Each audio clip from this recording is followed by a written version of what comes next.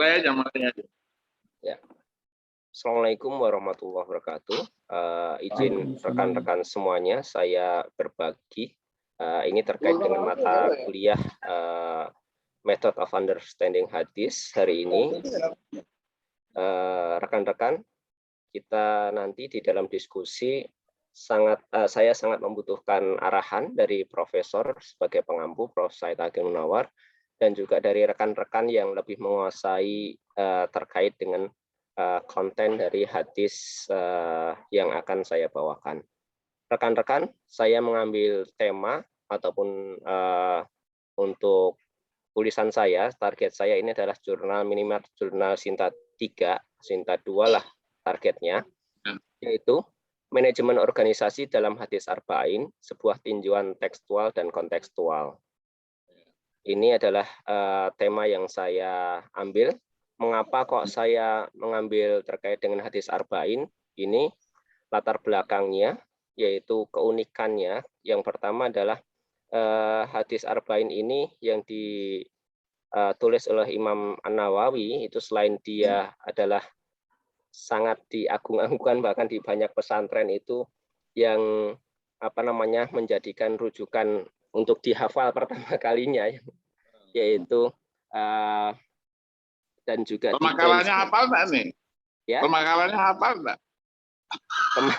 Baru hafal beberapa, Prof. Jadi ada beberapa lah, insya Allah, Prof. Iya, saya masih remaja hafal tuh. Dari awal. Iya, terus. Ya, ini saya juga tertarik kemarin ketika Prof menyampaikan pada masa masa kecilnya dididik oleh abahnya Prof untuk menghafalkan hadis arba'in, maka saya langsung bagaimana kalau saya ngambil konsep ini? Cuman saya agak takut ketika mengambil agak takut mengambil terkait dengan isoanalisnya, Prof. Jadi terus bagus. Untuk keunikannya selain ini adalah hadis arba'in ini, walaupun dia itu tidak diberikan bab-bab, tapi dia diberikan nomor. Nah, hadis nomor 1, hadis nomor 2 dan lain sebagainya hingga hadis ke-42 itu ini, tapi dia mencakup kelengkapan baik dari sisi akidah, bahkan dari niat terlebih dahulu, ibadah, dan sampai terakhir itu akhlak, itu sudah ada di dalamnya. Maka kenapa kok saya mengambil dari hadis arba'in ini? Nah, kemudian ada jaminan terkait menghafal hadis yang 40 hadis dari Rasulullah itu, dan juga terkait dengan banyaknya ulama yang mensyarah dari hadis ini. Itulah yang membuat saya tertarik untuk memberikan persepsi terkait dengan manajemen organisasi, versinya kita di sini saya mendalami hadis arba'in An-Nawawiyah. Nah, pisau analisnya nih, ini yang agak saya mohon maaf ini Prof, saya dari akuntansi jadi agak-agak iya. Bagus, malah interdisipliner, apa-apa. Pisau analisnya di sini saya menggunakan, saya sudah membaca baru sedikit dari bukunya Profesor terkait dengan tinjauan hadis socio-historis yang gitu ya, Prof ya. Oh iya, Asbabul Wurud. Nah, Asbabul Wurud itu makanya saya menggunakan pisau analisnya, yaitu terkait dengan pemahaman tekstual dan kontekstual untuk melengkapi dari manajemen organisasi dalam hadis arba'in ini. Jadi saya menggunakan Asbabul Wurudnya, kemudian secara kontekstualnya saya terapkan dengan ilmu kekinian, yaitu terkait dengan konsep organisasi.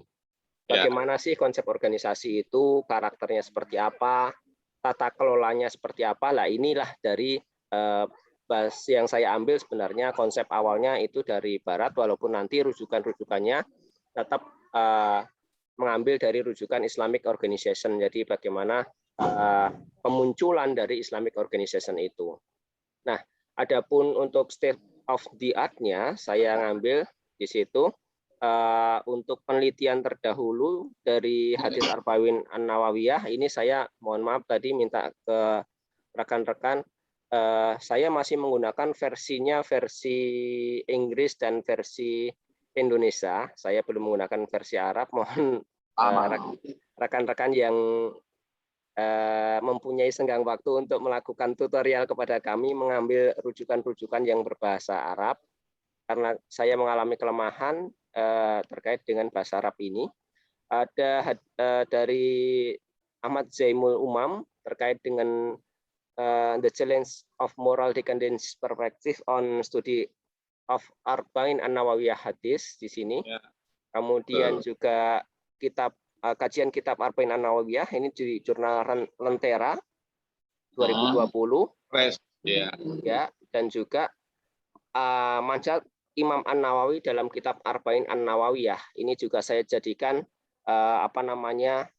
rujukan di dalam pembuatan artikel yaitu tadi manajemen tadi.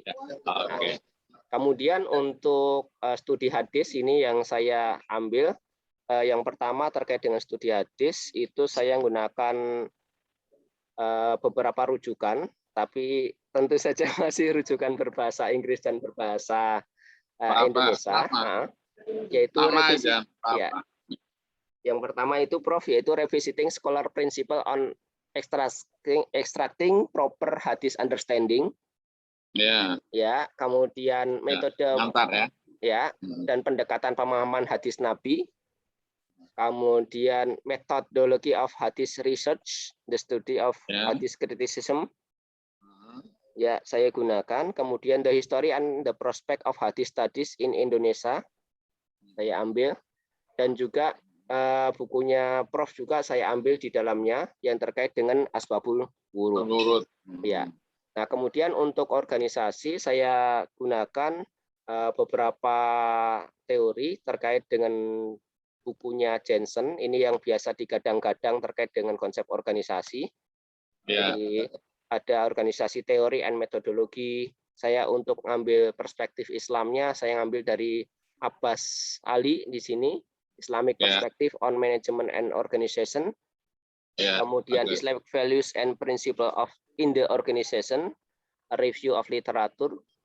Kemudian untuk ini yang banyak yang keislaman, rekan-rekan semuanya, harapan saya untuk saya bisa ngambil dari konsep Arba'in An-Nawawiyahnya, kemudian diberikan kontekstualnya versi kekiniannya, dan juga tidak melupakan adanya asbabul wurud di dalamnya. Nah, metode yang saya pilih untuk penulisan dalam artikel ini adalah konten analis. Karena saya membutuhkan dua pisau, yaitu tadi pisau tekstual dan pisau kontekstual.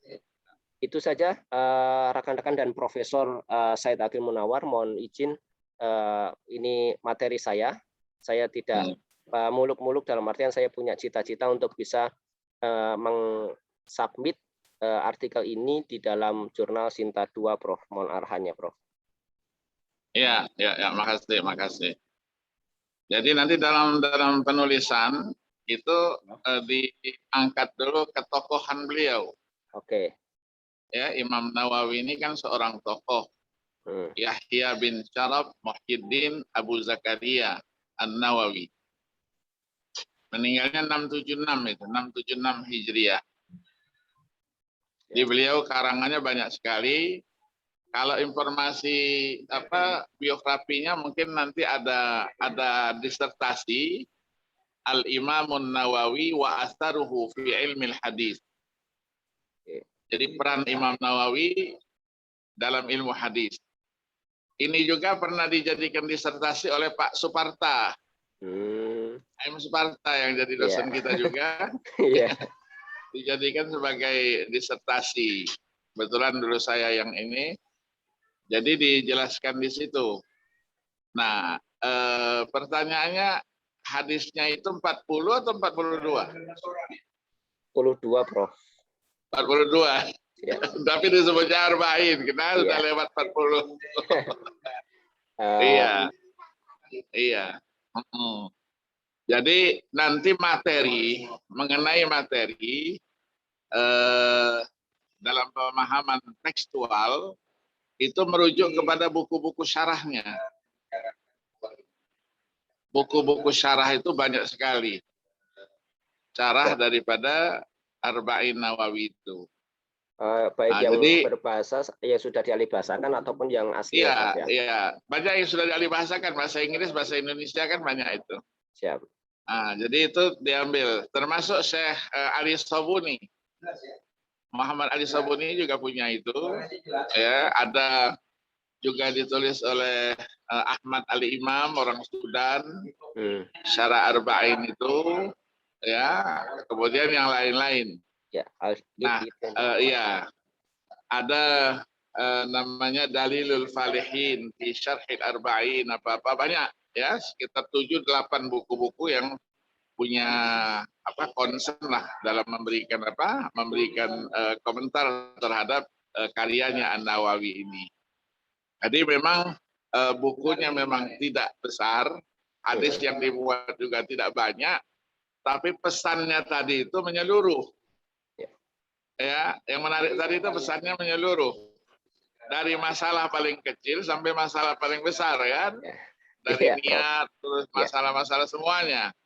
Nah, itu bisa dianalisis ya, terutama nanti yang hadis akhir-akhir itu berkaitan dengan bagaimana pengaturan untuk pergi berjihad dan lain sebagainya itu kan. Ya, nanti itu bisa begitu. Jadi jihad itu tidak harus pergi mengangkat senjata. Ya, nanti ada wanita yang menghadap Rasul kan, Sayyidah Aisyah mengatakan, dibilangkan bahwa kaum pria itu berperang, ya kami apa? Nah, Nabi terus katakan kalau mau jihad itulah namanya haji yang mabrur. Ada haji yang mabrur. Haji mabrur itu jihadnya kaum wanita. Terus ya itu kan bukan dalam arti angkat senjata, dan tidak perlu angkat senjata. Jadi kualitas jihadin sadaqah kualitas Muhammad itu menunjukkan bahwa makna jihad mungkinnya dari konteks itu ya manajemennya tidak harus dalam angkat senjata, tapi yang penting di situ kan manajemen perubahan. Ya kan, harus ada perubahan ya dari satu kondisi kepada kondisi yang lain gitu. Ya, itu yang mengarah ke sana itu. Nah, nanti termasuk yang hadis pertama juga berkaitan dengan manajemennya juga tinggi itu. Planning, Prof. Nah, planning hijrah itu kan. Jadi planning hijrah itu memang sudah skenario-nya Allah. Nah, sekarang di situ manajemen, nanti mana besar manajemen, apakah Rasul ketika sampai di Madinah itu langsung membangun infrastruktur. Kalau kita sekarang kan membangun sebuah negara kan infrastruktur dulu baru didengar orang. Tapi masyarakatnya kan tidak di manage sedemikian rupa. Dia bersatu, dia menjadi satu kekuatan. Ya. Jadi manajemen itu baru dikatakan dia berhasil kalau kekuatan dari berbagai pihak itu bisa kita himpun. Nah, itulah nanti yang disebut dengan persaudaraan itu. Jadi Nabi begitu sampai di Madinah itu kalau bahasa hadisnya bainal muhajirin wal ansar. Mempersaudarakan antara kaum muhajirin dan al ansar. Nah, ini kan manajemen ini. Manajemen untuk membangun sebuah nanti tulisan-tulisan yang bercerita tentang madani, ya masyarakat madani. Ya, buku-bukunya Cak Nur banyak itu, Nur Khalis Majid banyak membuat situ, nanti sisi manajemennya yang kita angkatkan ke permukaan. Nah, kemudian yang hadis kedua itu kan kedatangan Jibril, ya kan, kedatangan Jibril yang menyerupai manusia. Ya, Prof. Apa yang ditanyakan? Ada 3 itu kan? Ya. Islam, iman, ihsan. Ihsan. Nanti begitu sampai di ihsan, itu diangkat ke permukaan yang disebut dengan karakter itu. Karakter itu kan perlu pengorganisasian. Iya kan? Kalau Islam jelas itu kan yang Islam itu disebutkan dengan rukun Islam yang 5-nya, iman dengan rukun imannya yang 6 itu sudah satu gambaran ya. Nah, kemudian nanti penekanannya di yang ketiganya itu pendidikan karakter ya, pendidikan karakter. Nanti bisa dilihat dalam buku-buku yang bercerita tentang Nabi sebagai sosok ketauladanan. Nanti ada buku namanya Ar-Rasulul Muallim. Ar-Rasulul Muallim sudah diterjemahkan juga, itu karyanya Abdul Fattah Abu Ghuddah. Abdul Fattah Abu Ghuddah. Abdul Fattah Abu Ghuddah. Nah, kaitan ini nanti itu kan kita punya mata kuliah juga namanya Hadis dan Sirah Nabawiyah. Iya kan? Nah, Hadis dan Sirah Nabawiyah itu mengkaji itu sebetulnya. Nyambung lagi ya, Prof ya. Iya, betul. Mengkaji itu. Jadi nanti ada tulisan satu lagi, tulisan yang khusus mengangkat bahwa Rasul itu ahli strategi peperangan. Nah, strategi tidak mungkin dibangun kalau tidak ada manajemen. Ya kan, secara kontekstualnya organisasi apapun tidak bisa dia terbangun tanpa adanya manajemen. Nah, maka Rasul diangkatlah sebagai tokoh dia yang paling menguasai strategi peperangan karena beliau adalah pakar manajemen. Ya kan, pakar manajemen. Nah, yang kedua nanti bisa diangkat peperangan Rasul itu kan ada yang beliau ikut, ada yang tidak. Ya kan? Kalau ikut namanya ghazwah. Kalau ikut namanya istilahnya ghazwah. Kalau tidak ikut namanya sariyah. Sariyah. Nah, ini juga menjadi apa? Menjadi itu nanti di dalam hadis arba'in juga ada yang berkaitan dengan begitu. Jadi kalau yang namanya ghazwah, Rasul terjun langsung. Terjun langsung sebagai pemimpin. Nah, kalau dia tidak ikut, apa yang dilakukan Rasul? Menunjuk seseorang untuk dijadikan panglima perang dan diberikan arahan. Arahan sebagai komandan perang. Komandan perang itu apa isinya? Isinya apa? Manajemen kan? Ya, directing. Manajemen kepada directing maksudnya. Jadi arahnya kepada siapa? Kepada Khalid bin Walid, kepada siapa saja. Ya, Rasul memberikan arahannya. Nah, arahan itulah bahagian daripada manajemennya Rasul ya, yang tadi itu sebagai pakar dari strategi. Ya, strategi. Nah, kemudian kalau yang ibadah-ibadah nanti di situ kan ada pesannya, pesan sholat. Ya kan, ada pesan zakat. Ya, zakat, pesan haji. Semuanya perlu manajemen. Kalau tidak ada manajemen bagaimana? Apa manajemennya? Aturan. Aturan ya, nanti atur ketika sholat itu akan dilakukan secara berjamaah, itu ada imam, ada makmum.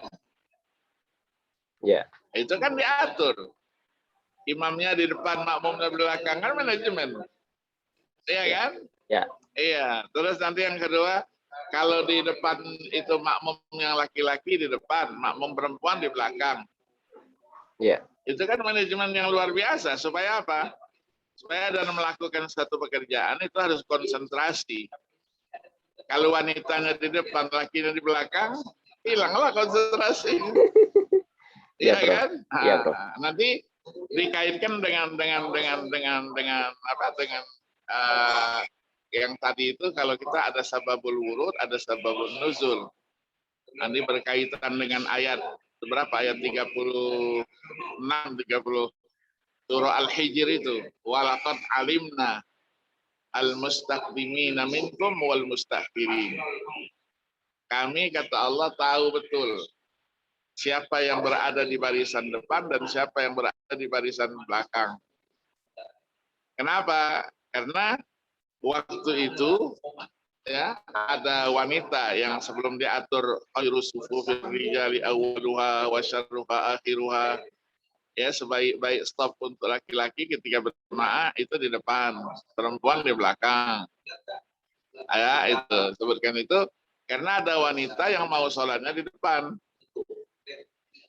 Maka sebagian sahabat yang sudah berada di saf-saf awal itu lari dia ke belakang. Lari dia ke belakang. Nah yang di belakang lari ke depan menggantikan.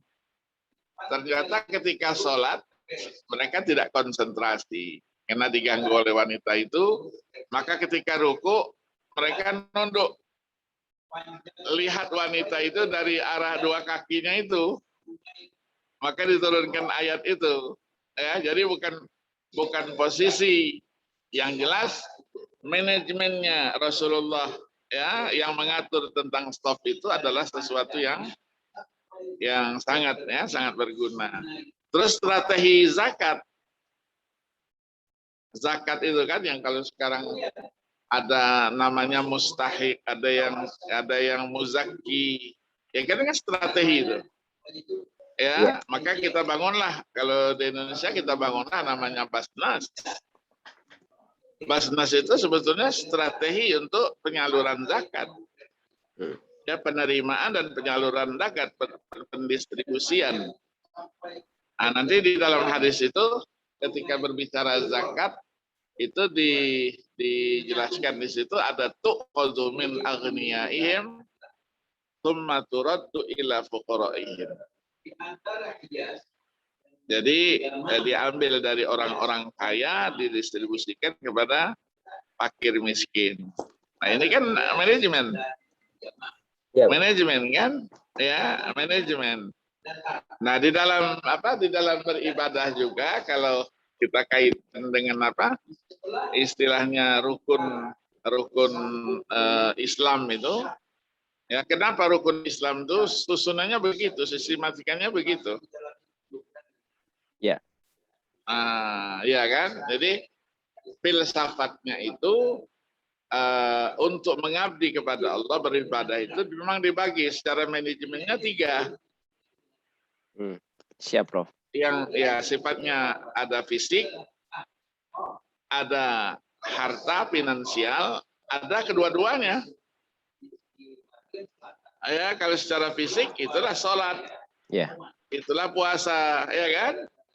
Kalau yang zakat itu sifatnya itu finansial. Nah haji kan gabungan dari itu. Ya, itu. Nah, nanti bisa dilihat juga, ya kalau tulisan ini mau dikembangkan menjadi sebuah tulisan yang bagus, itu manajemen pelaksanaan haji. Ya, nanti bisa dibaca buku-buku Kementerian Agama. Dulu saya susunkan macam-macam itu. Dan juga ada disertasi. Beberapa disertasi yang menulis manajemen perhajian itu. Itu ditulis oleh almarhum dulu. Sumuran Harahap. Coba dicari Sumuran Harahap, nanti keluar disertasinya itu. Siapa? Manajemen haji. Ya, dari tahun berapa ke tahun berapa gitu. Karena dia sendiri adalah pegawai Kementerian Agama. Pegawai Kementerian Agama yang menelitinya kebetulan meneliti tentang haji. Karena dia ditugaskan haji. Ya, nah itu. Dan banyak lagi memang ya, banyak lagi. Ya. Tapi yang tadi itu memang biografi Imam Nawawi itu ya pasti beliau menghimpun Arba'in Nawawi itu menjadi satu buku sendiri di samping karyanya yang luar biasa. Ya, jadi beliau juga kan yang mensyarahkan Sahih Muslim. Iya, Prof. Syarah Sahih Muslim itu berapa jilid? 16 jilid. Bukan sesuatu yang kecil ya. Itu dalam sejarah itu syarah Sahih Muslim terbesar dan hanya satu-satunya. Baru berapa tahun yang lalu itu teman saya almarhum ya, Muhammad Al-Amin namanya Abdullah, menulis lagi Sahih Muslim itu ya dengan ketekunannya, jadilah dia 25 jilid. Jadi lebih besar dari karyanya An-Nawawi. Nah, ini mungkin salah satu ayo lagi. Iya, jadi di apa? Dimasukkan mungkin itu salah satu dari apa? Dari kelebihan ya. Kelebihan daripada Imam apa? Imam An-Nawawi. Di mana ada buku-bukunya punya semua ini yang bahasa Inggrisnya? Atau bisa diakses di Sebagian, Prof. Sebagian untuk biografi ada. Cuman tapi rata-rata di internet ada semua itu. Iya, Prof. Iya, buku-buku klasik ya kan pasti ada itu. Iya.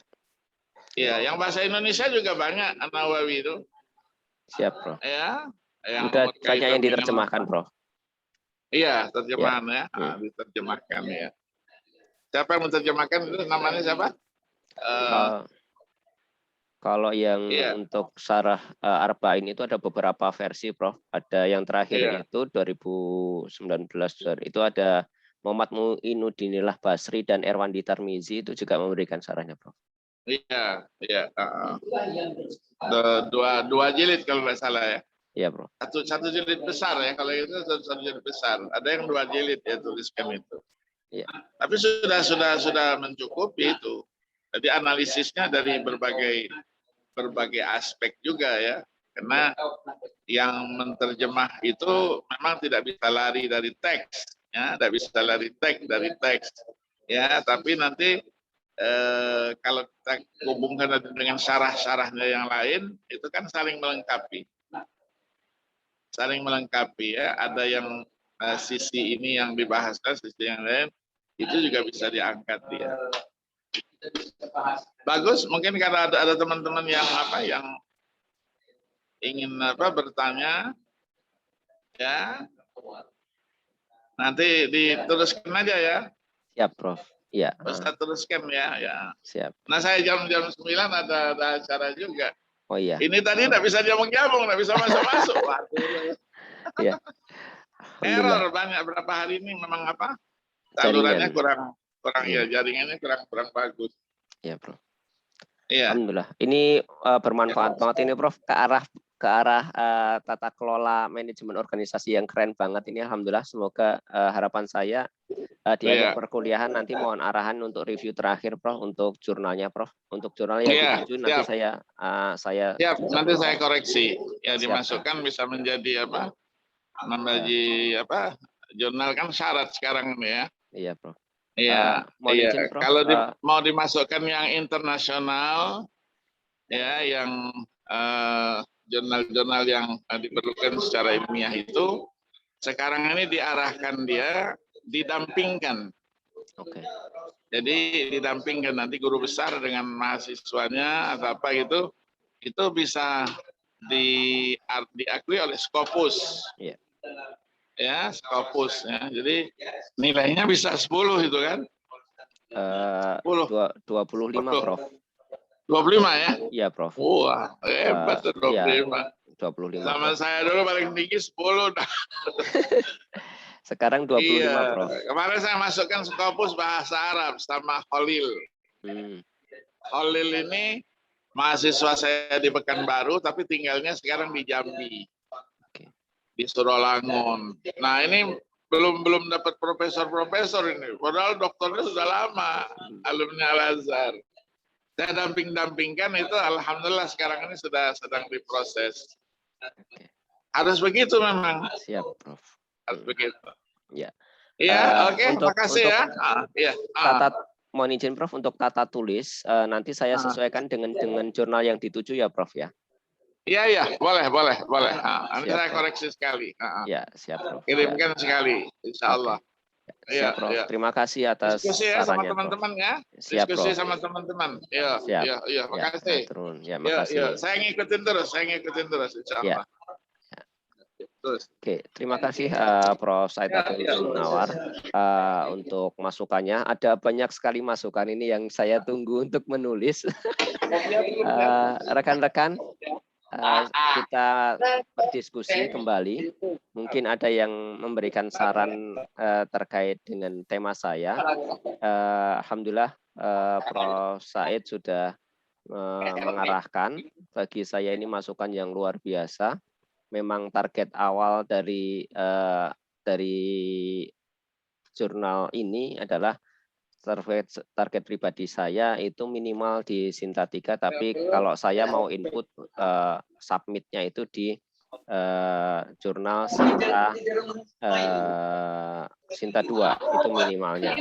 Nah, rekan-rekan ada tanggapan bagaimana terkait dengan materi hari ini, terkait diskusi kita pada pagi hari ini? Silahkan. Ustadz Sansan atau Pak Mahbub, atau di sini ada Pak Humaydi nih, Pak Humaydi. Mohon arahnya, Ustadz. Pak Toto. Tinggal aja lah. Kita diskusi nih, diskusi.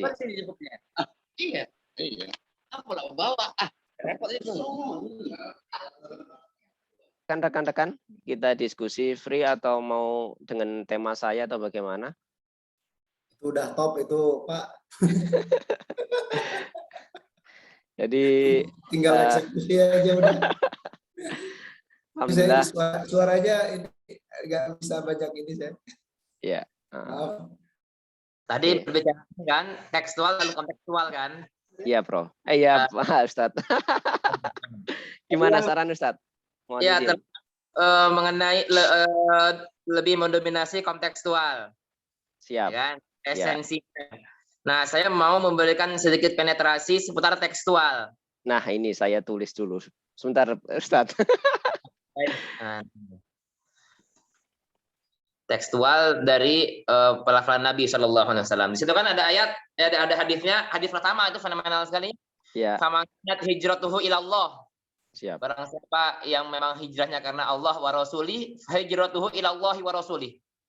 Maka hijrahnya untuk Allah dan Rasulnya. Nah, kita berbicara tekstual. Kenapa dalam tekstual hadis ini Rasul Shallallahu Alaihi Wasallam mengulang kembali lafaz Allah dan Rasul? Seharusnya secara gramatikal, baik bahasa Arab, bahasa Indonesia atau bahasa Inggris, tinggal pakai kata ganti domir saja.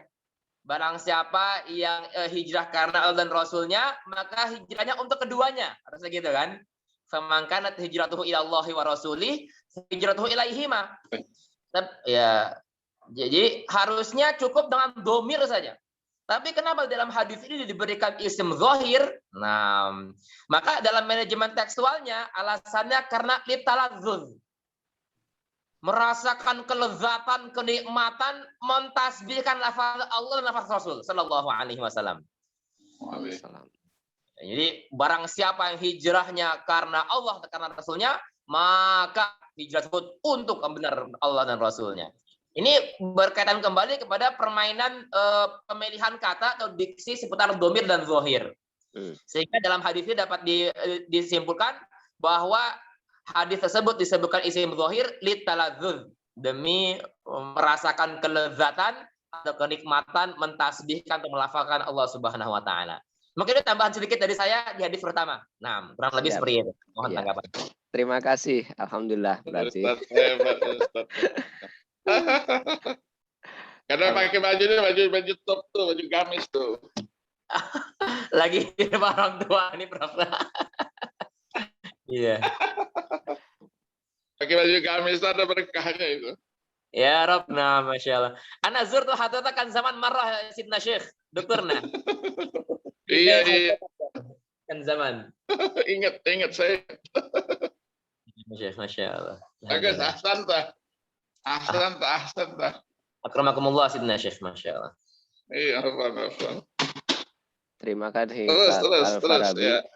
Rekan-rekan yang lain, makasih ini sarannya. Berarti terkait dengan hadis yang pertama tadi ya.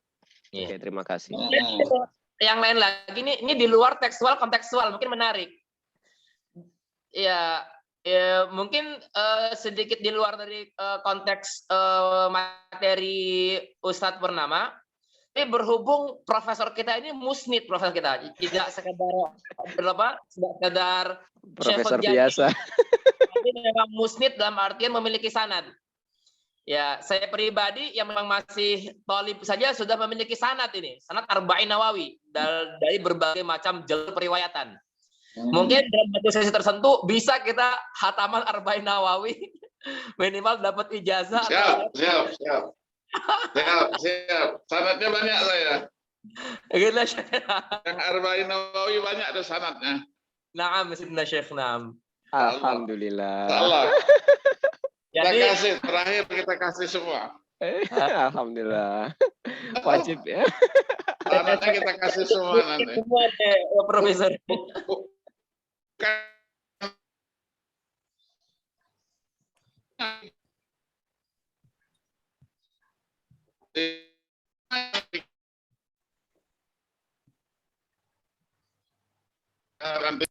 Kapan nanti saya kirimkan kemana gitu, buku-bukunya bisa apa?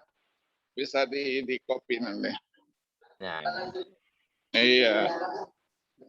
Insya Allah. Masya Allah. Akrakumullah. Ya, sebelum bukunya selesai ya, saya sedang dibuatin bukunya. Sanad saya dikumpul ada 3 jilid. Masya Allah. Nah, namanya nanti Faizul Anwar. Judulnya Faizul Anwar fi Asanidi Syekh Aqil bin Husain bin Aqil Al-Munawwar. Masya Allah, azim.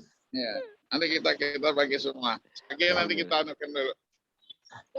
Insya Allah. Ya.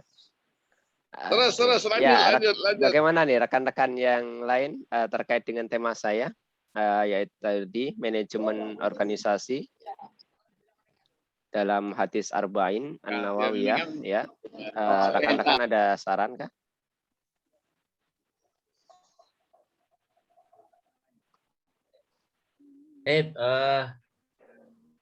Mudakhalat saja atau apa khotirot ya, Pak Purnama. Silakan Ini Ustaz. keberkahan ya di kelas ini. Kita didampingi oleh Prof. Akil. Ini ada Masyayikh juga, Ustaz Al-Farabi, Ustaz Asep, ada Ustaz Abdurrahman. Haulai syuyukhuna Arabiyyun mubin. Lisannya sudah bukan lisan kayak kita lagi. Terkait dengan Pak Purnama ya, saya nggak kebayang itu manajemen dari hadis yang 42 ya. Halo. Padahal satu hadis saja tadi sudah besarnya seperti itu ya. Manajemen. Oh iya. Dan dari biografi misalnya Imam Nawawi saja itu sudah luar biasa. Beliau sampai di riwayat itu nggak pernah meletakkan punggungnya itu. Saking memanage waktunya untuk nyari ilmu. Sampai nggak sempat nikah. Ya. Kan ada yang menghitung karya beliau itu yang usianya hanya bawah 45 tahun. Itu manisnya ilmu lebih manis dari perempuan. Karyanya itu melebihi usianya. Sampai ada yang ngitung dari lahir kalau sampai meninggal beliau bisa menulis 1 buku ya, bukan hanya 1 jurnal kali ya. Jadi manajemen beliau hidupnya itu begitu.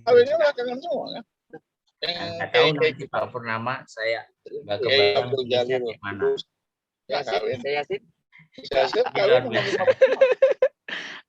Saya mungkin fokus ke ininya terkait dengan manajemennya secara umum aja. Mungkin karena biasanya bentuk jurnal itu untuk bibliografi dia tidak terlalu dalam, tapi lebih didalamin kepada kontennya. Jadi nanti beberapa jurnal yang saya lihat terkait dengan yang semisal itu dia lebih nanti akan memperdalam di konten analisnya itu terkait dengan apa namanya di matannya, baik yang di 42 itu secara tekstual maupun kontekstualnya. Tadi makanya ada hal yang keren tadi, yang kontekstual yang kita dapat dan juga dari Ustadz Al-Farabi terkait dengan nanti bagaimana peletakan secara teksnya gitu. Ustadz Humaydi, harapannya benar, harapan ini kerannya bisa publish lah. Dibantu dengan Prof. Said Agil gitu. Kan jadi termotivasi juga ini kita. Belum kebayang. Jadi kalau sudah mau lihat, tak perlu manggil orang dia aja yang baca. Alhamdulillah. Saya sih sebenarnya nunggu kata-kata dari Ustadz ini Hasan Ali nih. Yang kita sebidang, atau Ustadz Ahmad Asraf Fitri. Gimana? Sutomo ya? Iya, Pak Pur. Menarik sekali Pak Pur. Apa yang disampaikan oleh Pak Pur. Karena ini kaitannya dengan manage ya. Yang kita coba apa istilahnya mengacu pada hadis Arba'in Nawawi tadi. Saya melihat mungkin lebih banyak pendekatan pisau analisisnya lebih pada kontekstual Pak Pur. Jadi kalau untuk analisa tekstualnya mungkin agak kalau yang bintang 3 kesulitan ya. Tapi kalau kontekstualnya kita bisa mengambil banyak pelajaran dari hadis-hadis Arba'in Nawawi. Khususnya kalau diterapkan pada prinsip-prinsip yang paling sederhana itu kan analisisnya pakai POAK itu Pak ya. Ada planning, ada organizing itu. Itu bisa pendekatannya lebih banyak kontekstual seperti yang sudah dipaparkan oleh Prof. Agil tadi. Kalau tekstual mungkin agak kesulitan ya. Ada hadis Arba'in Nawawi yang betul-betul merujuk pada konsep manajemen modern. Tapi kalau kontekstualnya itu akan bisa kita temukan seperti yang tadi sudah disampaikan oleh Prof. Agil itu. Mengenai manajemen dalam hal ibadah tadi kaitannya dengan sholat, dengan manajemen haji, manajemen strategi perang itu lebih pada pendekatan kontekstualnya. Untuk tekstualnya mungkin pemahamannya kita masih kurang ya. Kita bisa mengambil nilai kontekstual dari beberapa hadis. Mungkin itu Pak Pur, selamat. Saya sangat mensupport penelitian Pak Pur. Matur nuwun Pak Hasan, matur nuwun. Terima kasih. Pak Humaydi di Lampung kondisi bagus kan Pak Humaydi? Tadi baju lagi. Oke. Gimana rekan-rekan yang lain? Apakah ada dapat aja ya satu dua. Boleh saya lanjut lagi mengenai fenomena hari ini? Halo. Siap. Ini lebih kepada komparasi. Ini studi komparatif. Datang dari bulan apa? Maaf nih suara ya. Saya sama Prof, untuk unmute Prof. Untuk muting di Profesor. Mohon izin Prof. Ya. Pak Pur, saya ingin sedikit menambahkan mungkin kalau misalnya memang bisa dalam tema manajemen organisasi dalam hadis Arba'in, mungkin saya ada usul untuk menambahkan fokus di hadis kedua, karena hadis kedua ini lumayan menarik dan unik ya. Bagaimana hadis kedua ini diriwayatkan oleh Umar bin Khattab, bahwasannya dalam sebuah majelis Rasulullah SAW dan para sahabat itu didatangi oleh seorang laki-laki yang berpakaian putih sekali, itu kan rambutnya rapi, hitam seperti itu kan, dan di antara mereka nggak ada yang tahu siapapun laki-laki yang datang itu. Menariknya laki-laki datang itu tiba-tiba mengajukan setidaknya 4 pertanyaan berkaitan dengan iman, Islam, ihsan, dan sa'ah. Nah dalam hadis terakhir ini Rasulullah SAW bertanya kepada Umar yang memang sedikit terdiam, ya ditanyakan, maka ya Umar atadri manis sa'il, wahai Umar, apakah kamu tahu siapa yang bertanya itu? Maka Umar menjawab, ya Allah dan Rasulnya yang lebih tahu. Nah itu Rasulullah SAW memberitahu bahasanya itu Jibril. Atakum yu'allimukum dinakum. Dia datang untuk mengajarkan kepada kalian agama kalian. Nah Berarti kan di sini kita juga bisa melihat bahwasannya malaikat Jibril ini datang untuk mengajarkan tentang sebuah manajemen dalam beragama. Nah, tadi artinya kalau yang saya tangkap ya dalam hadis ini, setidaknya ada 4 hal tadi yang harus bisa kita ambil pelajaran: iman, Islam, ihsan, dan sa'ah tentang hari kiamat itu. Nah, mungkin itu bisa menjadi tambahan fokus pembahasan yang menarik dalam tentang manajemen organisasi dalam hadis Arba'in. Karena yang langsung datang mengajarkan itu adalah malaikat Jibril. Mungkin seperti itu, Pak Pur. Ya, Ustaz. Ya, alhamdulillah nih dapat masukan lagi nih. Mantap itu. Ya, cuman saya ngerinya nanti bodinya ini tadi yang dikatakan Ustadz Homedi lebar semuanya nih. Itu hadis kedua Pak disebut umus sunnah pula itu. Pak Pur itu kalau masuk ke kurikulum pendidikan itu juga nanti jadi urut-urutan itu, karena dari pembelajaran ini sharing aja lah ya.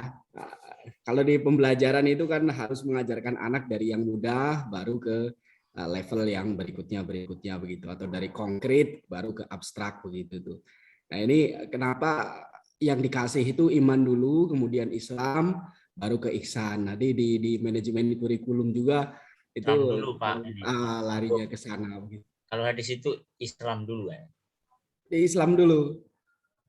Ya. Nah, itu urut-urutan di antara Islam, kenapa harus Islam dulu baru ke iman, baru ke ihsan begitu tuh.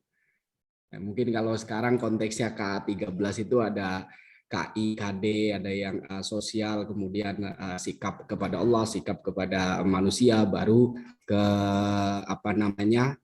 kognitif, baru ke konteks berikutnya yang terakhir itu ke keterampilan begitu tuh. Nah, urut-urutan seperti itu mungkin kalau di kurikulum bisa dari situ itu. Oke, siap Pak Mahmud. Pak Pur, ini mau ngobrol juga sedikit. Jadi kan kalau ditanya, ya saya juga sambil ingin istifadah dari Pak Purnama. Ketika ditanya objek material dari rencana penelitian ini, berarti apa itu objek materialnya? Berarti kan yang saya tangkap itu berarti Arba'in Nawawiyah ya Pak Purnama ya? Iya. Ya, Arba'in Nawawiyah. Ya. Tetapi ternyata berarti harus bisa bisa mempertegas tadi sih. Berarti harus bisa menjelaskan, nah berarti gitu kan ya, lebih ke Imam Nawawinya gitu ya. Jadi harus bisa membangun argumentasi mengapa Arba'in ini yang dipilih, nah gitu kan. Kemudian wawasan ya, termasuk juga mungkin ada wawasan Imam Nawawi terkait dengan manajemen. Maksudnya unik nih. Kan kalau misalkan judul yang paling besarnya itu manajemen Rasulullah. Nah, kalau manajemen Rasulullah itu berarti sifat hadisnya itu maudhu'i dan semua hadis gitu kan dari manapun itu dikumpulkan. Nah, gitu kan. Itu kalau manajemen Rasulullah secara luas. Kalau Imam Nawawi, Arba'in Nawawiyah berarti hanya dari kitab Arba'in Nawawiyah, berarti harus bisa menjawab apakah gitu kan Imam Nawawi memang memiliki memiliki wawasan manajemen terkait dengan runtutan atau pengurutan hadis Arba'in Nawawiyah. Nah, contohnya seperti itu. Dan juga di samping itu, ketika memang manajemen Rasulullah itu sangat luas gitu, dan juga bercabang, termasuk juga ketika di Arba'in Nawawiyah ada manajemen haji, manajemen perang, manajemen segala macam. Dan saya kira mungkin ya perlu kalau misalkan terlalu luas, memang untuk lebih menukik harus dibatasi juga kayaknya Pak Pur ya, gitu seperti itu karyanya. Paling focusingnya ke ini ya, ke tata kelola aja, berarti terkait dengan manajemennya secara umum. Nah, untuk hadis-hadis misalnya yang tadi secara umum bisa digabungkan, kita bisa gabungkan langsung Ustaz. Jadi teknisnya nanti dari 42 itu akan dipetakan mana yang sebagai hadis ibadah, mana yang sebagai hadis akhlak, mana yang sebagai hadis ini. Kemudian nanti kita petakan berikutnya. Langkahnya adalah memetakan berdasarkan tata kelola. Kalau tadi Pak Hasan Ali memberikan state itu adalah terkait dengan minimal puas kan ada di sana. Nah, planning, organizing, actuating, dan controlling tadi sudah ada, directing juga salah satunya di dalam actuating kan begitu Pak Hasan ya. Jadi mungkin kita ke arahnya. Nah tadi saya juga lebih fokus ke kontekstual karena saya khawatir untuk memahami dari tekstual saya hanya ngutip-ngutip aja dulu, ngutip-ngutip aja dulu. Kemudian untuk apa namanya dari apa namanya tadi nilai kerennya juga tambahan terkait dengan mungkin saya akan melihat karyanya Imam Nawawi yang mungkin mengarah ke arah tata kelola atau manajemen. Itu terima kasih Ustadz Sansan terkait dengan masukannya. Terima kasih. Ini saya pokoknya menunggu ini, menunggu hasilnya menarik kayak. Kemudian Pak Purnama ya saya juga ini ya mau istifadah juga. Ketika mau membaca secara tekstual ataupun kontekstual pasti kita memerlukan kan pendekatan ya. Jadi pendekatan itu berarti kan kita menggunakan teori tertentu. Nah, untuk apa namanya? Teori tertentu untuk memahami hadis, memahami dalam hal ini hadis terkait dengan manajemen. Jadi cara kita mencerabut kesan makna dari hadis yang tidak berpretensi secara eksplisit sedang menyatakan manajemen, kita tarik hadis itu menjadi terkesan berbicara terkait dengan manajemen, berarti kita membutuhkan pendekatan. Ya. Ya kan? Ini yang kurang di saya.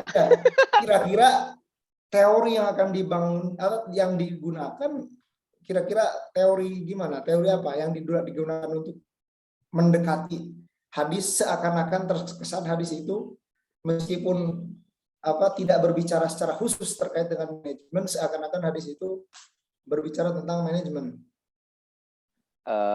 Ini yang saya masih agak kurang ya terkait dengan konsep tekstual ini, sebab sebenarnya saya kemarin tuh ceritanya pernah membaca beberapa artikel terkait dengan manajemen organisasi, tapi yang diambil itu adalah terkait hadis sembelihan. Rata-rata itu kalau di jurnal bahasa Indonesia ini agak lucu, kenapa kok manajemen organisasi di hadis sembelihan? Sedang ya kan kita menyembelih dengan yang penyembelihan yang terbaik kan begitu kan ya. Jadi dari hadis itu kemudian diambillah bahwasanya bagaimana melakukan proses penyembelihan yang terbaik dan lain sebagainya. Nah, ini yang saya kurang Ustadz Sansan, mungkin rekan-rekan nanti bisa arahkan juga.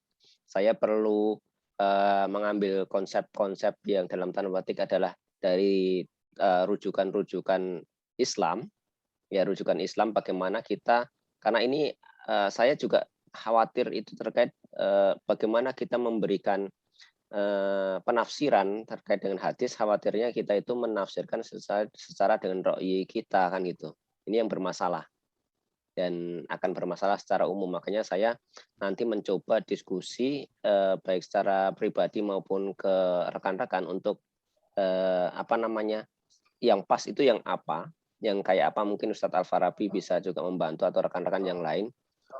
Jadi toolsnya yang seperti apa sih supaya kita tidak melangkah menyediakan tempat duduk di neraka kan gitu loh. ini yang paling bahaya kan sebenarnya di sini nih. Ya, jangan sampai kita salah menafsirkan. Hanya mengejar konten tadi, hanya mengejar konten, tapi kita salah menafsirkan terkait dengan hadis tersebut. Paling itu yang mungkin saya perlu dibantu rekan-rekan semuanya. Halo, Pak. Ya, boleh menambahkan, Pak? Silahkan. Ya, memang betul ya yang tadi disampaikan oleh Ustadz Sansan dan Ustadz Purnama soal pemaknaan sebuah hadis kemudian dikontekstualisasikan ke dalam prinsip-prinsip modern ya, itu kan perlu metode gitu ya. Nah, memang selama ini yang saya tahu di antara berbagai cara ya untuk melakukan pemaknaan itu ada namanya semantik ya, atau semantik. Nah, itu bagaimana kita memahami makna bahasa atau kode yang ada dalam sebuah teks ya. Nah, yang menarik tadi memang ada hal yang menggelitik menurut saya di hadis yang nomor 2. Kenapa kok asyratus sa'ah atau amaratus sa'ah itu disandingkan ya dengan iman, Islam, dan ihsan, atau bagaimana seseorang itu mengenali tanda akhir zaman atau tanda perubahan zaman kalau menurut saya gitu ya. Nah, itu kenapa kok sangat penting sekali gitu ya disandingkan dengan iman, Islam, dan ihsan. Nah, kalau menurut saya begini, kalau kita tarik lebih jauh ya ke dalam dunia modern gitu ya, misalkan dalam hal tata kelola lembaga, organisasi atau perusahaan, itu kan salah satu faktor penting yang menentukan survive atau tidaknya sebuah perusahaan itu kan bagaimana dia melihat peluang gitu ya, melihat potensi perubahan zaman. Dulu kan mungkin saya kira teman-teman juga sering melihat atau membaca meme, diantaranya itu ya Nokia sampai gulung tikar karena dia nolak menggunakan Android. Kemudian zaman sekarang TV-TV kabel banyak yang kalah dengan YouTube dan segala macam. Nah, itu kalau seandainya orang tidak bisa membaca peluang, dia ya akan tergilas oleh zaman, gitu kan. Nah, mungkin ini sekedar masukan saja mungkin ya. Kalau seandainya hal itu bisa dikontekstualisasikan, itu akan lebih bagus sepertinya. Nah, itu saja mungkin dari saya, Pak Purnama. Terima kasih Ustaz Ahmad Asraf Fitri. Ya, masih koma juga semantik maupun konten analisis, ada beberapa pendekatan hermeneutik juga. Itu kan menurut ya studi umum itu masih keumuman banget gitu. kalau kita pengennya kira-kira ini yang teman-teman yang mempelajari lebih dalam terkait dengan hal mungkin tradisi Turobian lah bahasanya seperti itu. Tradisi Turobian itu bagaimana sih ketika kita membuat kontekstualisasi terkait dengan ayat maupun hadis ya, biasanya ini kan kadang-kala kita terlalu cepat mengarahkan supaya tidak melompati pagar yang memang sudah diberikan oleh ajaran dalam din kita ini. Mungkin itu Pak Ustadz Asraf atau gimana? Kalau saya gak tahu saran atau bukan saran sih ya, intinya di samping mungkin kalau jadi saran-saran, tapi saya juga istifadah juga terkait dengan pendekatan. Tadi kan kalau Mas Ahmad Asraf ya, itu jadi gimana kalau coba dari sisi semantik ya, gitu kan ya. Tapi saya juga nih kayaknya sepertinya masuk juga tuh kalau dari sisi hermeneutik tuh. Hermeneutik kita pakai misalkan pendekatan Nasr Hamid Abu Zaid misalkan yang udah applicable lah dalam dalam dunia intelektual muslim saja gitu kan ya, meskipun nggak semuanya ide dia itu dapat kita terima gitu. Misalkan pendekatan antara makna dan magza gitu kan, antara makna dan magza. Kalau makna itu adalah ya makna yang dikonstruk oleh dilalatul makna sebagaimana dipahami oleh misalkan generasi awal makna. Tapi ada magza atau signifikansi itu akan dipengaruhi oleh misalkan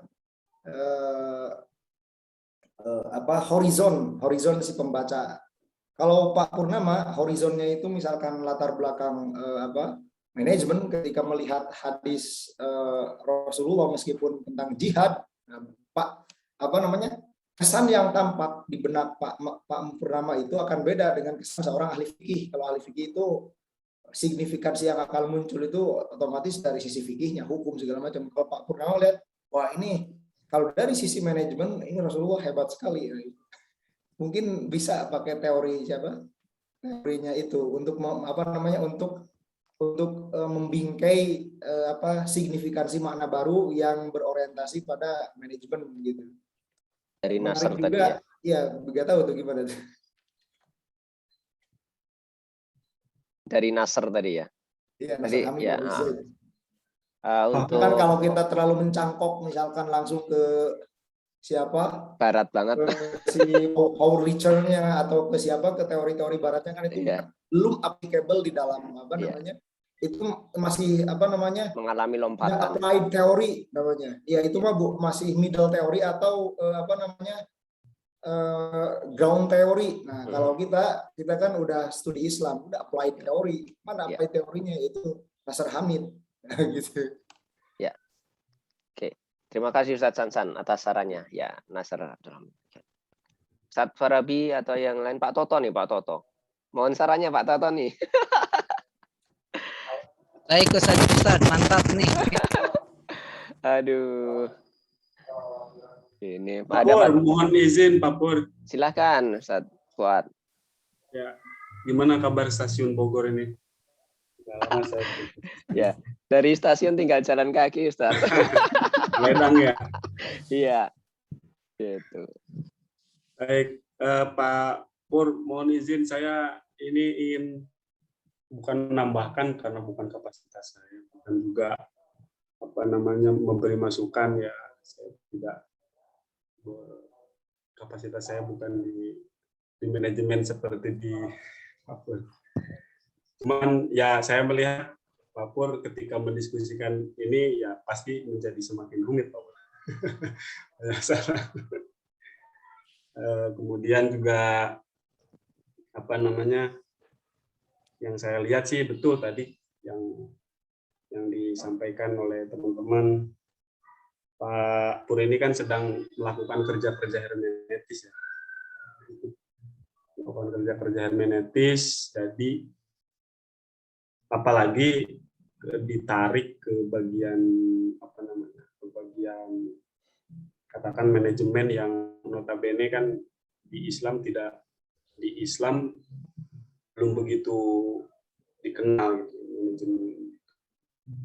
Dan menurut saya tadi betul yang disampaikan Kang Sansan ya, Kang Asrof misalkan. Sebetulnya kan kalau di jurnal tidak terlalu banyak olahan metodologi itu ya. Yang penting kita menyampaikan apa pisau analisis yang akan kita gunakan. Paling tidak kita bisa, saya khususnya ingin membaca, ingin memahami bagaimana ketika Pak Pur memaknai hadis arba'in ini, menafsirkannya pakai apa, itu aja sebetulnya sih Pak Pur ya.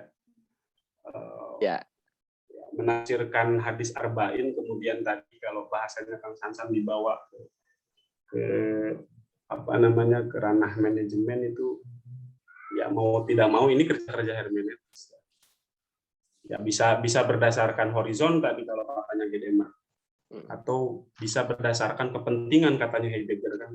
Ya. Nah, seperti ini kan, Heidegger bisa masuk. Iya. Ya, Heidegger kan kalau menurut Heidegger kan simpel. Penafsiran itu ya berdasarkan kepentingan, simpel. Kalau Gadamer kan ya berdasarkan horizon. Kalau yang lebih halus mungkin Hamid Nasr tadi. Ya, tapi kan Pak Pur apa namanya, kita kan sedang membawa ke ilmu manajemen ini. Manajemen dari barat ya mau tidak mau ngomongin Heidegger juga. Siap. Tidak mau. Pak Fuad, ada yang menarik terkait dengan ini ya, terkait dengan apa namanya hermeneutik itu. Jadi ada satu artikel saya baca, siapa namanya lupa, apa namanya, Massimiliano apa siapa lupa lagi. Jadi dia itu orang Itali ya, orang Itali. Jadi dia itu membuat justifikasi epistemologis terkait dengan tafsir ilmi, gitu kan, tafsir ilmi. Dia itu menggunakan kan tafsir ilmi, otomatis dia itu sudah di ranah studi Islam ya, sehingga mau tidak mau jadi dia itu tidak pakai teori-teori middle teori ataupun teori-teori barat yang masih murninya. Nah, itu justru gitu kan mendasari epistemologi tafsir ilmi itu melalui pendekatan apa? Nasr Hamid. Magza dan makna dan magza itu. Nah, itu. Karena saya pikir ya karena kita itu studi Islam, memang baiknya ya kalau mungkin kalau untuk disertasi ya harus diruntut teori middle teori atasnya apa, teori bawahnya apa, apply teorinya apa. Tapi kayaknya kalau karena untuk studi Islam gitu kan harus udah teori yang sudah diaplikasikan dan dibonsai gitu kan, dibonsai memang udah dipakai dalam studi Islam. Saya juga ini yang disarankan dulu sama siapa, Syafiq Hasim ya, Syafiq Hasim intelektual muda NU. Jadi ya udah yang paling bagus itu adalah ketika Anda mendekati suatu temanya itu misalkan dalam Islamic Studies, yang paling bagus itu memang applied teori gitu kan, teori yang sudah dibonsai dalam studi Islam. Nah, sekiranya seperti itu mungkin maksudnya. Tapi memang kalau lebih bagus dan lebih kompleks itu ya semua. Iya, jadi nggak usah jauh-jauh lah Pak Pur itu. Takut nanti jadi disertasi ini. Aduh, malah jadi disertasi ya. Proyek sini buat jurnal, tapi ternyata makanya terlalu kemana-mana ini. Iya. Siap. Tapi ya syukur kalau memang bisa diarahkan ke sana. Tapi merubah disertasi saya yang awal nih. Enggak, kan di UIN itu Pak Pur ya, termasuk saya ya jujur saja kalau di tesis dulu di SPS juga sama sebetulnya modelnya model begini. Model menginterpretasi sebuah literatur ya, sebuah karya tokoh gitu. Tapi kemudian ditarik pada bidang yang kita atau horizon yang kita diami sekarang kan kira-kira. Model-modelnya sama lah. Siap. Siap. Ya. Terasa betul Pak Pur ya. Terima kasih Pak buat gimana rekan-rekan yang lain. Saya masih membutuhkan, apalagi tadi yang punya disiplin ilmu terkait dengan karena strict dalam artian kekhawatiran sebenarnya pada saya sendiri itu untuk memberikan. Jadi saya baru sekali ini menyentuh pada tahapan sentuhan secara ilmiah untuk memberikan pemaknaan hadis-hadis maupun nanti berikutnya adalah ayat-ayat yang sebenarnya bisa applicable dengan konsep kekinian. Karena kekhawatiran yang besar adalah kita memberikan makna dengan ra'yu kita, kemudian ya ini mungkin bagi beberapa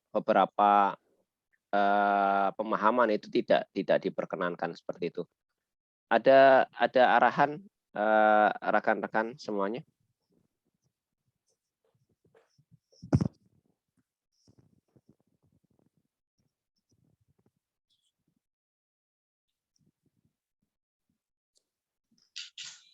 Tampaknya kalau arahan lagi Ustadz Pur sudah banyak gitu. Siap. Ya. Paling nanti minta ini Ustadz. Tinggal kita hasilnya lihat itu. Ini insya Allah keren ini. Udah berbagai macam pendekatan dan teori ya. Tinggal dipilih yang paling relevan dan paling nyaman kayak Ustadz. Siap. Pak Pur, ini resiko pemateri pertama. Tapi berkahnya saya ternyata qadarullah saya bertemu dengan Prof. Said Akil kan gitu, sehingga dapat arahan langsung yang mungkin dari memang kebidangan beliau, dan memang saya niatkan mengambil usulan beliau juga, makanya kok tiba-tiba Prof. Said kan gitu. Ini memang sebuah menjadi qadarullah yang harus banyak disyukuri nih. Gitu. Okay. Pak Pur, saya ingin menambahkan boleh Pak Pur ya? Mangga Pak, silakan Pak Hasan. Yeah. Terkait dengan teori-teori manajemen modernnya itu Pak Pur. Kan selama ini mungkin ya ini menjadi apa istilahnya bagi kita selaku orang Islam itu mungkin bangunan teorinya kita masih kurang ya, sehingga harus banyak mengacu pada teori yang dikembangkan oleh ilmuwan-ilmuwan modern dan kebanyakan dari bukan orang Islam ya. Kalau kita baca tentang teori-teori manajemen seperti tadi itu ada konsep WAG gitu kan, yang memperkenalkan memang bukan dari kalangan kita. Mereka lebih kreatif untuk mengembangkan konsep teori modernnya, sehingga kita datang belakangan dan mencarikan pembenaran ya, pembenaran melalui kalau seperti yang akan dilakukan oleh Pak Pur kan, pendekatan dari hadis Arba'in Nawawi, kita cari pembenaran.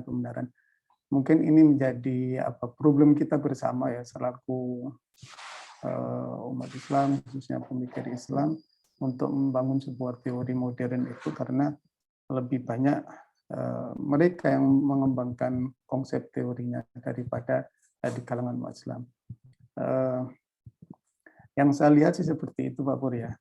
Sehingga kita tadi itu untuk mencarikan pendekatan baik dari sisi lebih banyak memang pendekatannya kontekstual ya, untuk melakukan penyesuaian, atau kalau tidak dengan istilah yang lebih halus ya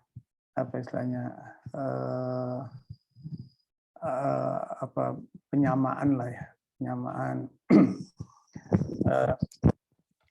Mungkin kedepannya jadi tugas kita bersama untuk merumuskan sebuah teori-teori modern, sehingga yang betul genuine, yang kita gali dari Islam itu sendiri. Kalau orang-orang Barat mungkin ya tadi itu, karena kita dibergilirkan ya istilahnya. Kalau dulu mungkin Islam itu zaman keemasan, seperti yang disampaikan oleh Prof. Azra itu, waktu masa abad pertengahan gitu. Kemudian kita saat ini di zaman ya istilahnya lebih banyak mengikuti pola pemikiran orang Barat, karena mereka membangun metodologinya lebih menarik ya, sehingga kesannya tadi kita Islam saat ini ya untuk kontennya, isinya sudah sangat banyak sekali, tapi untuk metodologinya kita masih follower lah ya, mengikuti apa yang sudah disampaikan oleh pemikir-pemikir Barat.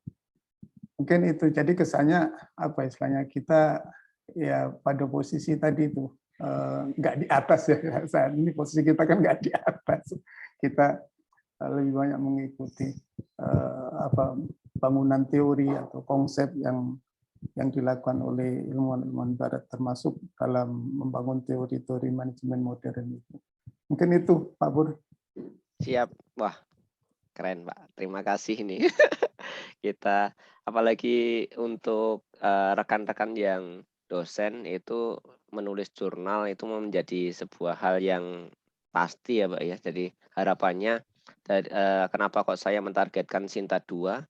Ya itu sebagai legasi kita lah, legasinya kita supaya dinikmatin oleh anak cucu kita juga. Oh ternyata kita itu punya legasi di dalam yang bisa kita lihat di kekinian itu adalah dengan internet, bisa disitasi orang. Kalau bahasanya Ustadz Al-Farabi lebih mutawatir lagi kalau ada yang mensitasi lebih banyak. Jadi seberapa terkenal kita ya seberapa jauh kita bisa keilmuan kita diakui oleh orang lain, kan seperti itu. Dari sisi aspek akademis ya memang seperti itu. Terima kasih Pak Hasan Ali. Silahkan Ustadz Al-Farabi. Cukup, sudah terbaik, insya Allah. Dan mungkin kalau saya lihat, ini kan manajemen ya. Ini kan berbicara sesuai dengan kita semacam memberikan opsional untuk Ustadz Pur. Nah, kemudian kalau saya ingin melihat lain ketika berbicara Arba'in Nawawi, itu menarik melihat konteks kekinian seputar tren hijrah atau taubat. Taubat. Ya, siap. Keren itu juga. Apresiasi hal-hal yang positif. Yeah. Namun memang terkadang penggunaannya yang mau saya garis bawahi bukan pandangan sinis atau bukan, tapi faktor komparatif istilah yang digunakan. Nah, ketika berbicara mengenai ayat hadis Arba'in Nawawi, maka diksi yang memang relevan adalah hijrah kan, faman kana hijratuhu, dan lebih seperti itu. Nah, tapi kalau kita berbicara mengenai konteks Al-Qur'an, mungkin penggunaannya tubu ilallahi taubatan nasuha gitu ya.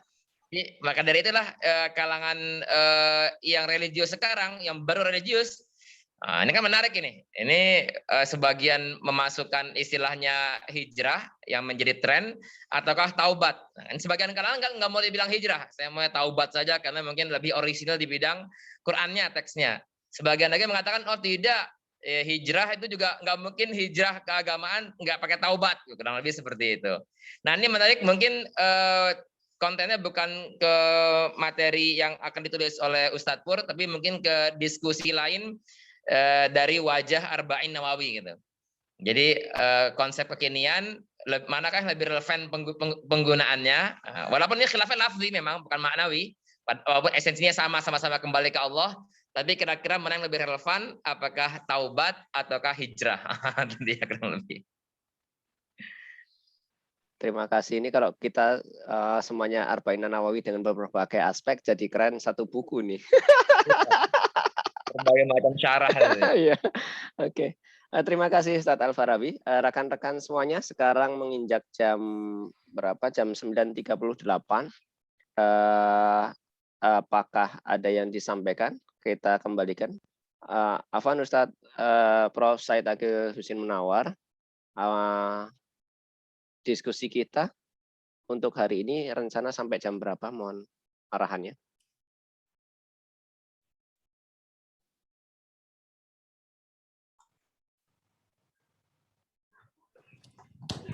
Beliau kayaknya lagi ditinggal ya. Ini Pak Pur. Ya. Terkait diskusi selanjutnya, apa kita bentuknya kayak gini atau harus pakai apa namanya? Artikel ya. Kalau saya sih sebenarnya karena belum siap aja, Pak. Jadi belum siap karena kemarin itu ceritanya adalah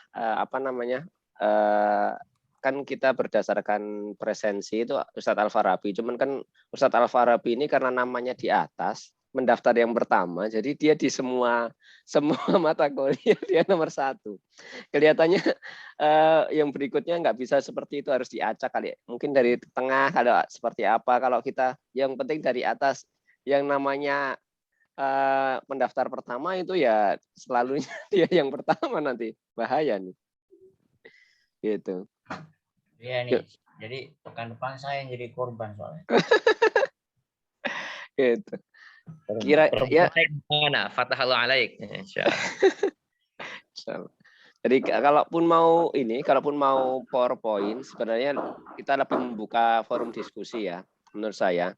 Karena kalau kita wujudkan dalam, mungkin beda lagi dengan kalau sudah format jurnalnya.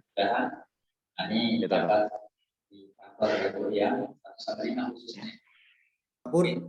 Siap. Berarti kalau untuk setiap presentasi itu ke depannya makalah ya, terus harus ada PPT juga. Opsional aja, jangan diharuskan, Ustaz. Oh gitu. Tapi utamanya itu ini mungkin artikelnya ya.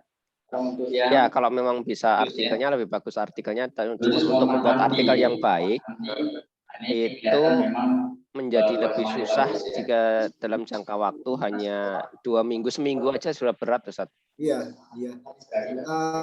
Tapi minimal udah jadi gitu ya, udah ngeformat gitu. Ya. Kalau diperbaikinya mah ya. Iya, makanya saya kemarin diskusi dengan antum itu rekan-rekan terkait dengan PowerPoint. Saya katakan kalau saya secara full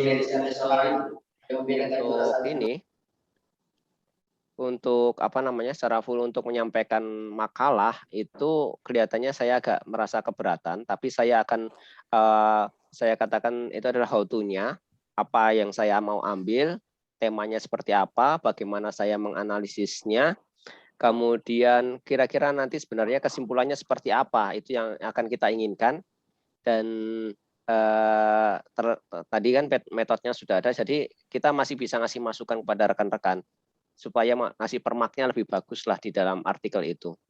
Kalau saya lebih cenderung ke situ, cuman kalau memang yang diminta oleh beberapa rekan-rekan terkait dengan makalah, kalau memang siap ya tafadhol, insya Allah lebih bagus, karena jadi lebih susah ya artikel itu. Iya, nggak tahu ya kalau gimana Ustadz Hasan pengalamannya. Biasanya kalau dulu nggak tahu tuh, kalau dulu tuh kan offline ya. Kalau Jadi dulu yang diminta offline itu makalah kan Pak Sansan, Kang Sansan. Kalau dulu online dan saya termasuk 20 tahun yang lalu kuliah, udah lama. Udah suasananya udah beda mungkin. Kalau waktu offline memang yang dituntut itu emang yang penting makalah ya Pak ya. Betul. Iya, tapi nggak tahu nih kalau sedang gini gitu maksudnya. Kalau Mas Hansan kalau makalah juga artinya begitu baru mau tampil pertama itu belum ada tuntutan untuk bisa langsung ke apa namanya publish begitu kan, artinya ada waktu untuk revisi gitu ya. Iya, kan nanti untuk mentah lah ya, berarti masih bahan mentah gitu. Iya. Oke. Nilai akhir itu ketika mau direvisi. Tapi sepertinya juga ketika diskusi di kelas juga kayaknya walau alam tapi kan yang jelas nanti kita ketika udah diskusiin kita rubah, nah itu yang kita rubah itu yang kita revisi itu untuk penilaian biasanya seperti itu. Jangan ini juga khawatir nanti yang presentasi terakhir itu tidak dapat ini ya, tidak dapat apa namanya review. Jadi yang paling mengerikan itu adalah presentasi awal sama presentasi akhir. Karena bagian yang terakhir ya. Iya, khawatirnya yang terakhir itu nggak dapat bagian kue untuk direvisi sama profesor kita, dalam artian untuk diberikan masukan, sehingga banyak yang dari kitanya kan khawatirnya seperti itu. Jadi mungkin kedepannya ini pelajaran di angkatan kita membagi kelompok mungkin bisa lebih diacak lah biar kebagian semuanya depan belakang gitu. Ini Pak Pur ada jeda, biasanya ada jeda untuk bisa tetap revisi, ada jeda jadi enggak ini. Oke. Oke. Memang begitu. Ini mau ke depan kali ya. Mungkin memang isu yang kita seolah bukan menyepelekan sih, pokoknya menganggap simpel, tapi nyatanya genting gitu. Karena berdasarkan ini saya pengalaman juga di S2 kemarin. Yang berdasarkan saya secara prinsip selalu siap gitu, tapi satu mata kuliah juga semua nggak siap. Atau mungkin kita ini mungkin bisa kita buat yang rapi gitu ya. Saya juga belum menemukan teorinya sih, karena kita masing-masing orang kan kelasnya beda-beda gitu kan. Atau setiap nanti kan hari Rabu tuh ada kelas baru tuh, belum kita mulai tuh. Iya. Ya, nah itu bisa yang presentasi pertama kedua itu boleh kita pastikan sepakati bersama yang tidak punya jadwal 3 pertemuan pertama misalkan. Nah, boleh. Gitu. Jadi dalam artian misalkan gini, misalkan saya pribadi ya, sebagai contoh kan, kita kan setidaknya punya 5 tugas kuliah sampai Desember. Taruhlah Oktober 2, November 2, Desember 1 gitu. Yang saya khawatirkan kita kebanyakan cepat keramaian di bulan Oktober, November, Septembernya lenggang, atau sebaliknya yang di akhir-akhir Oktober, November kosong, sekali Desember langsung 5 makalah gitu kan. Ya. Jadi kalau yang terakhir itu melalaikan. Jadi kalau yang pertama itu ada persiapan lah, tapi kalau yang terakhir itu tiba-tiba, ternyata udah besok ya. Iya. Gitu. Oke, saya coba kontak ke Prof. Said, apakah kita bisa off atau belum? Karena sekarang kan menunjukkan jam 10 kurang 15 menit ya.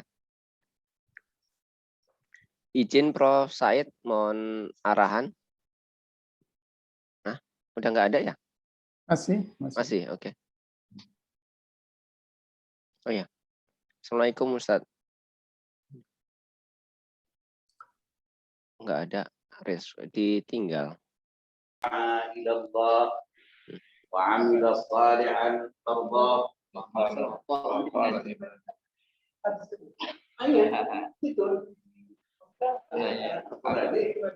Hadis ini kita mimman da'a ila Allah wa 'amila shalihan wa qala innani minal muslimin tadi ya. Nadanya seperti itu. Nadanya seperti itu. Kalau anak Sumatera Utara dulu seperti anak kan gitu. Tapi jadi haddatsana Ali wa haddatsana Umar. Sulaiman. Iya. Jadi artinya iramanya itu begitu ya, seperti ngomong. Jadi menilai tajwidnya tidak seperti menilai tajwid Quran, beda itu. Baru dia enak kita mendengarnya.